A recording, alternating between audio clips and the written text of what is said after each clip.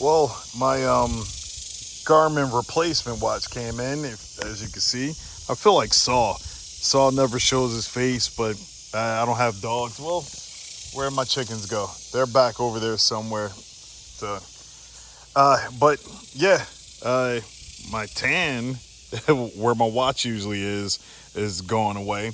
They just sent out my Garmin replacement, which my Garmin Fenix 3 HR like completely died. They sent me out this 5X Plus.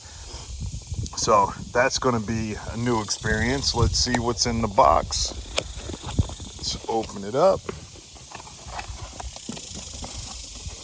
That's a watch. And what else is in there? I guess a little booklet thing. Let's dump this out. I was just about to work out. And it is just the watch. There's no charging cable, no anything.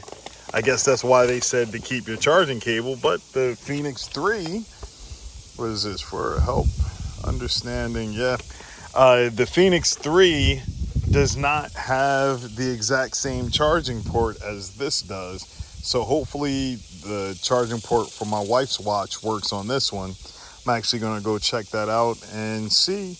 But I am going to set this up real quick, do my kettlebell workout. There's my kettlebell right there on the ground. My evil, angry monkey. All I was going to do was just launch it back and forth, do a couple of swings and launch, run, a couple of swings, launch, run, couple of swings, launch, run. But I'm going to set up the watch first and then do all of that and track, see how it works, see if it'll turn on, if they actually charged it. Oh, no, this is the power side. Hey, nice little triangle. It's getting the sun.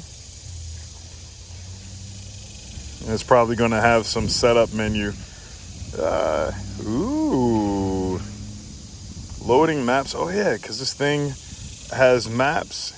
Pair with the phone. Well, I got to go set up my phone to get it up and going. But quick little video. New watch came in.